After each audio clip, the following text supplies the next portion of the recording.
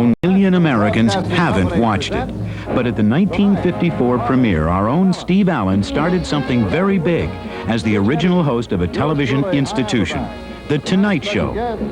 Having a late-night talk show was the tactical move of network executive Pat Weaver, who wanted to challenge the late movies monopoly of the airwaves.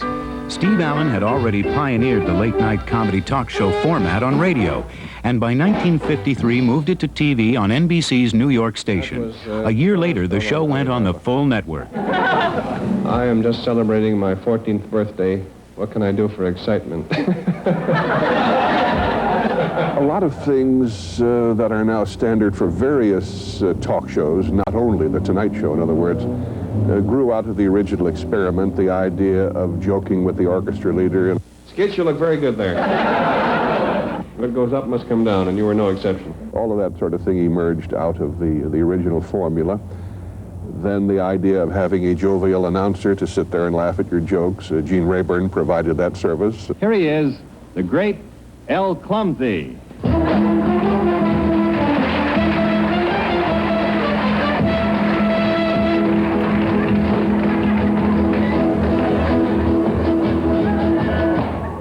The idea of going into the audience with a hand mic, which some of the talk show hosts over the years have done. I wouldn't go anywhere that I don't send my men, or something like that.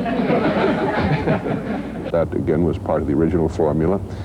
And certain gimmicks, such as Stump the Band, answering questions from the audience, interviewing eccentric guests. The hip new show quickly developed a family of regulars: Steve Lawrence and Edie Gourmet, Don Knotts and Andy Williams.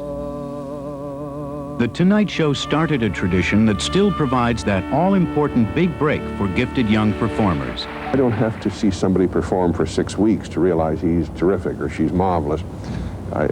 Usually 10 seconds is literally all that's required.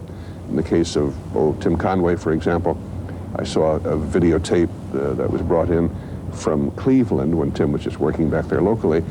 And after literally 30 seconds, I said to somebody, stop the tape and get that young man out here immediately. Unfortunately, the person I said it to was the janitor, so it didn't work out.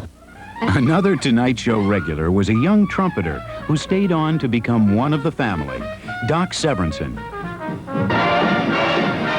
But Steve left for a primetime comedy series at the height of his popularity in 1957.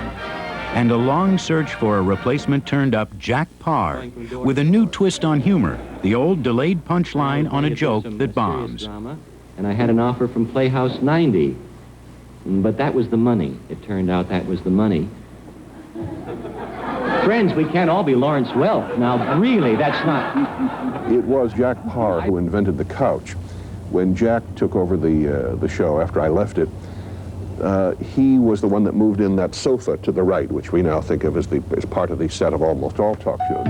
Paar left in 1962 to be replaced by the longest-running host of all, Johnny Carson.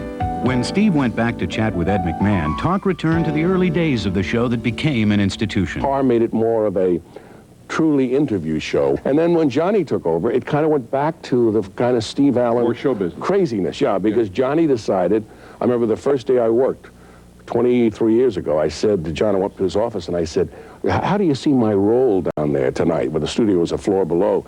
He said, I don't even understand my own role. We're just going to go down there and entertain the hell out of them. Which brings us back to where we began. That September night in 1954.